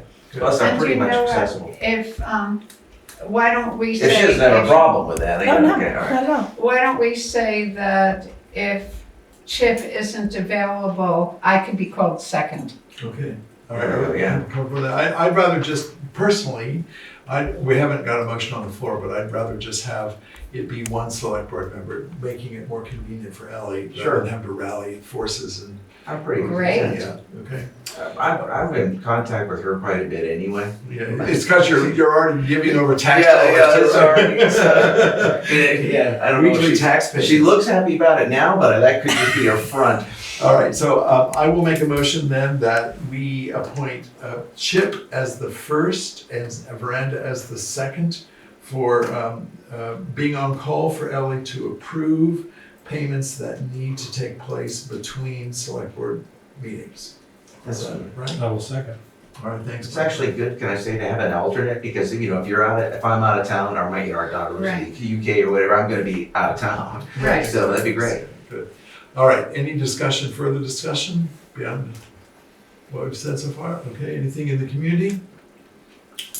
All right, Tara?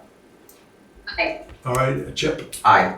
Michael? Aye. Veranda? Aye. Zon says aye. Thanks very much, Okay. folks. Good, we're making good headway here. Okay, now we're gonna talk for a minute, I'll turn this over to Erica, but this is the next item on the agenda is some authorizations for us to move ahead with 2 RFPs for road repair, which is part of our asset management program. These are assets of the community, and so we will have project sheets related to both of these that we've seen before, we'll continue to see, so we can track everything. But we need to start the process with RFP authorizations. Can you speak to a little bit? Yep, there are 2 that I can tell you about right now. There may come more this summer, but it is road work season, and the first thing we have to do is finish paving Weatherhead Hollow from about Tinney Drive to the state line. So that's a little bit less than we did last year. I think we did a little over 2 miles last year, and this is about 1.5 miles. We are not getting any state grants for that this year, so we'll have to dip into our road resurfacing fund and some other highway funds, probably the reserve. But To it's all finish that. manageable, Dan says. Yep. Okay. So he wants to go ahead with this paving, and the first step is to get some bids for it. So that will be sent out straight away tomorrow if I can do it. And then maybe the period will be, he said 3 weeks. So the next select board meeting, perhaps we will have some bids to look at, or the following one after that. I'll communicate with Dan a little bit more about that, but, so that's that one. Should we do them one at a time? I think we probably should, just to be really clear. Okay. Yeah, just to keep it straight. So can we have a motion to authorize Erica to produce these and distribute RFP? So the first one is for paving. Is for paving on the first one, this one is paving on Weatherhead Hollow. So moved. Thanks, Michael. Second there, Tara? Yeah, Sure. okay. Everyone understand what we're doing? Right. Everything's clear enough? Yep. All right, anybody in the committee have a conversation point? All right, Tara? Aye. Chip? Aye. Michael? Aye. Brenda? Aye. Zahn says aye, thanks, on the Weatherhead Hollow project. Now we'll do the same thing, I think, a little bit different maybe, but for State Road. Yes, so we still need a little bit of information from our friends at Wyndham Regional for their mapping skills and photos of this work, which we're waiting for before we can issue this, but it's Stage Road from the top of the hill. And so Dan has identified this. I'm gonna have to plot out road mileage points or something, but he says Golden Hill down to the Bow House. Oh, okay. You all know what that Yeah. means, but. Yeah. So that's the part about that a washed quarter out of a last mile. year? Mhm, yeah. Really badly Yes, washed and out. it's all downhill, yeah, Yeah. so, Tore up that guy's driveway. yes. So, it's a quarter of a mile, and we have, I think, $25,500 in, state aid for this work this summer. And, as soon as we get all the maps and photos and information, we can put out that. Thanks. So I will move to authorize Erica to move forward with this RFP project for Stage Road. Is there a second? I'll second that. Thanks, Chip. Is there any conversation here at the board? Anything in the community? I was just wondering, Tammy Sargent Creamery Road, what is the project on Stage Road? That went right over my head. What is it that needs to be done? It's ditching, it's repair ditching, Oh, because okay. it washes out, and the state has standards that they'd like us to see maintained. So if you ever go Yeah, I've seen a lot of up the on new Sweet ditching. Pond Road, Yeah. there's some like new grass growing right now, and some new So that's what it is. new on that stones hill. that have been placed that's really apparent right now. And that's that work. It's for water quality. Yeah, it's so the sediment and stuff doesn't go into the streams. Tara? So we had other ditching that was done that we hired out. That Yep. was because the state required it. Because Yep. I actually, okay, so I had a few people ask me about, what we have the equipment, we have the manpower. Why aren't we doing the ditching ourselves? Like we Oh. we can't do the quality of work that the state requires. No, that was Danny's choice. The work is required by the state, but Danny chooses to hire it out. And he is going to do that this year too, because he thinks that they have plenty of other work to do rather than getting involved in a big all hands on deck project like that. He preferred to hire it out, and that's where the grant money is for, so. Okay. Okay, and that was also, was that a 10% match for that ditching that was done? Yes. Oh, that's what I thought. Yep. Okay. I have a comment. So just to say one quickly, so as I understand it, Danny's decision to do this is to do it through an RFP means that he's making the decision. He's not going to commit staff time to this, but use his resources in a different way. And that's why we're doing this. I was under the impression when I asked him, when you guys were talking about doing, was it Slate Rock Road, the big project up there? With one of those off Route 5 roads, talking about replacing the big culvert, metal culvert.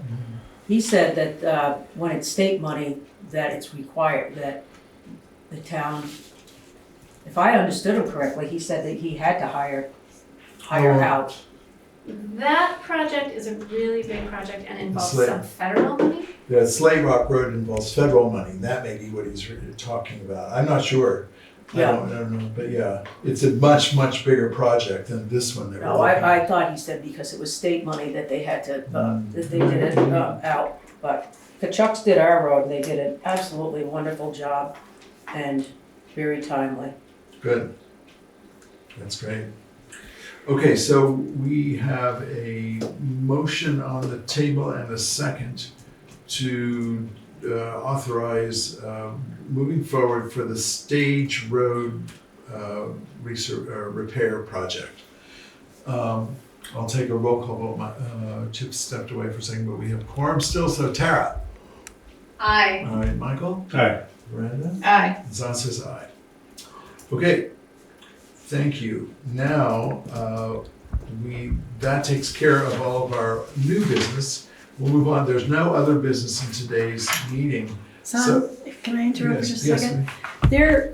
We didn't actually finish this motion. If it was assigning to Select Boards Chip and Veranda, but then were you gonna be specific at all about what kind of payments? I No? don't think I think we're taking your recommendation, so I Okay. think you can name that. Okay, and for a year, the We appointments are did for a say, year? yes, Okay, yeah, for a year. okay, sorry about the interruption.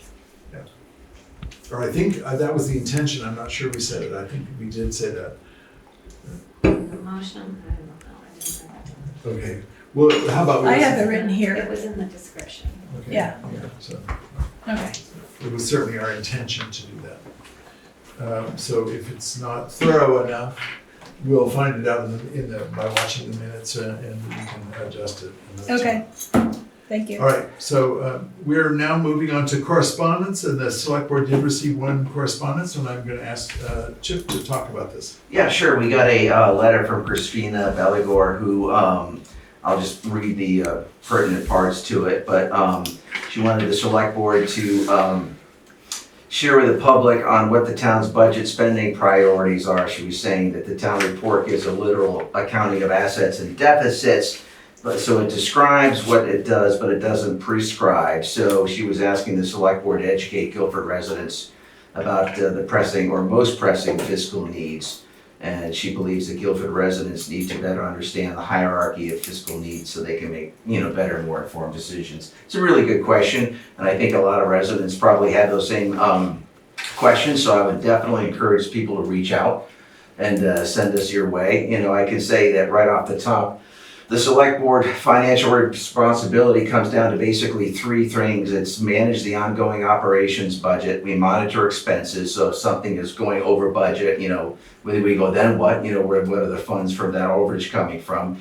We manage assets with the asset management plan, and an update for that is in progress for the town assets, improving them, refining them, or deleting them.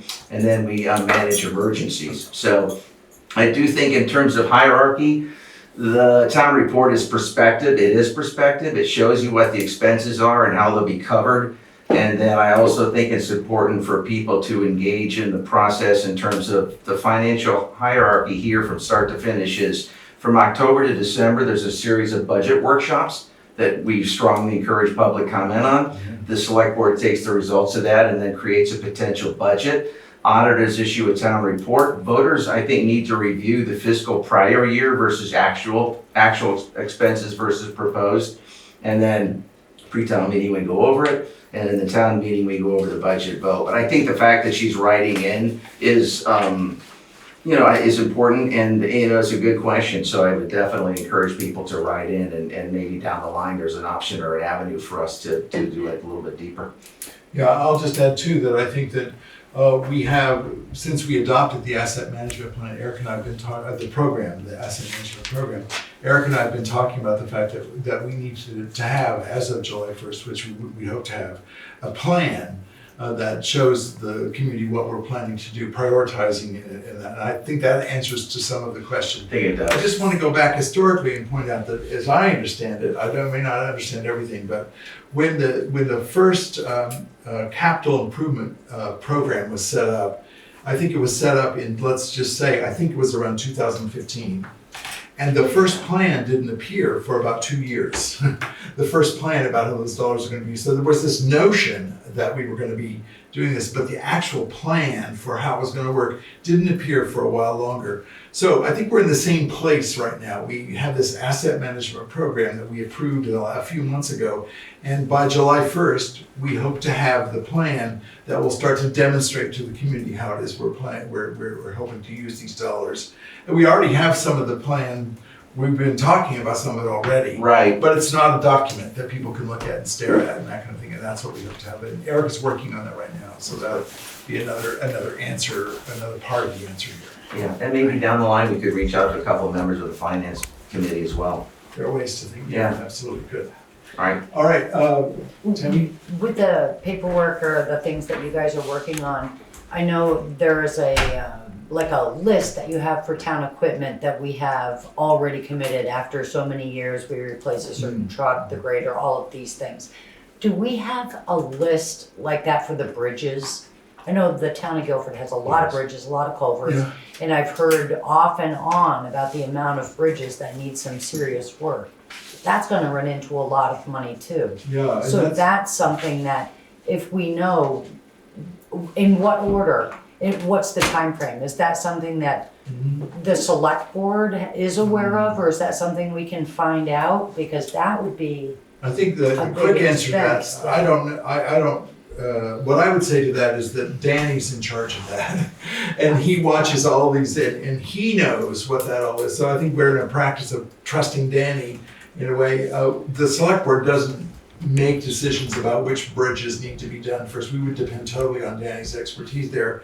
However, I think it's also important, as I've seen in my time here, that the priorities change because of weather and water damage and things like that. And a culvert that he thought he was going to repair in 5 years suddenly needs it this year. So I think there's a fair amount of flexibility in his thinking about that. right with the culverts, but I was thinking that the state was saying something about the Fitch Road Bridge. Yes, Well, the there are. state does Yeah. a annual, maybe not annual, but a very regular inventory and looks at the state of all the bridges and they issue a report. I see. And that's So on the Danny V-Trans website, has. actually, you can look at that. It's on the town website. V-Trans website. Oh, the V-Trans Yeah, website. you can go to Guilford and look at any bridge and see when the most recent report was done on it and what condition it's in.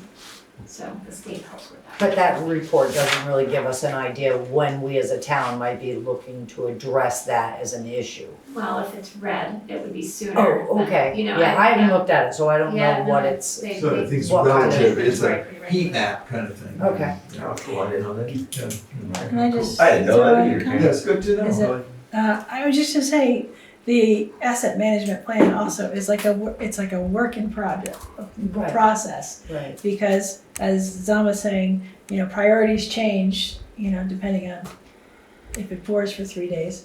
Like my driveway goes out, it seems like every other week at this point. But, and I think Dan is critical to the roads, the culverts, to many of the things.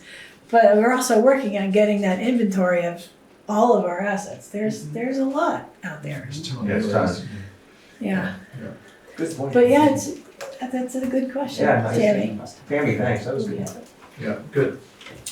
All right, folks, I need to, at this point in the meeting, read a set of actions that we took in 2 meetings. I need to read these into the record, and then I need to make a list of the actions we've taken this evening, and then we'll be nearly ready to adjourn. Nice to see you all. This is the moment for which, okay. So, here we go. Thanks, see you later. At the May 13th meeting, we approved minutes of April 22nd. We approved the warrants. signs. We authorized Erica to purchase radar signs, for which we talked about this evening. We appointed a Windham County Sheriff Services Advisory Committee. We appointed an auditor task force. We accepted 2 grants for the Slate Rock Road culvert. We authorized Erica to do an RFP for museum painting. We should say Historical Society there, probably, just in the record. Historical Society Museum. Yeah.